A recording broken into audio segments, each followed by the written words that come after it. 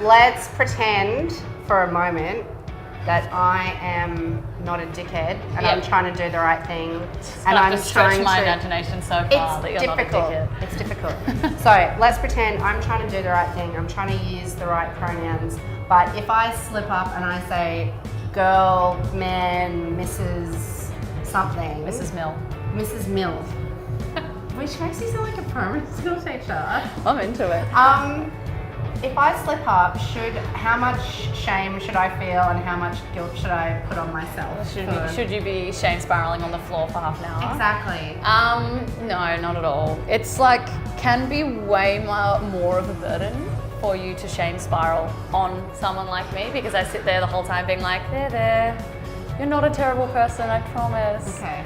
It's all about you. Yeah, it's like turned into this huge thing where I'm comforting you about you insulting me, and it's like this really big waste of time, really. And like, it happens. People slip up all the time. I misgendered myself the other day. Which was weird, but I sometimes like misgender my mates who are trans, and I'm like, I'm so sorry. Correct and move on. So that would look like if you were like, hey Mil, how are you girl? That would look like you being like, sorry, how are you mate? Move on. Like, that's as simple as it needs to be. The difference and the kind of problem comes when it happens all the time. So if you were to misgender me 5 times in this conversation, I'd be like, hey Joe, you're really not thinking much about this. And not trying. And you're not really trying. Sure. So the insult only really comes, and the problem only really comes when you see people like actively not trying. And that's when it becomes a problem. But if you just fix it, just correcting it, not even being like, I'm so sorry, just saying, sorry, insert correct word here, move on conversation.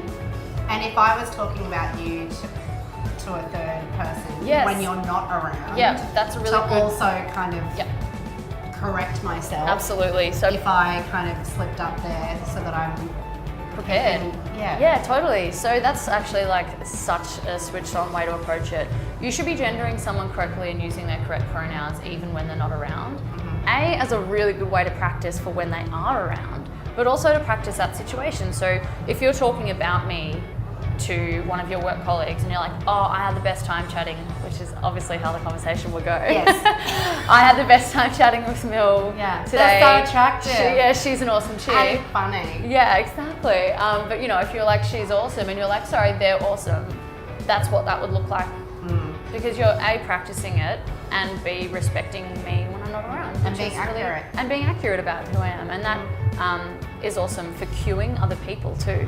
Because if other people misgender me and they hear you correct yourself or using the correct ones, then they're more likely to be like, oh cool, that's what we're doing. And it becomes a really good pattern of learning where the pressure's not on me to do that and other people are doing that as well.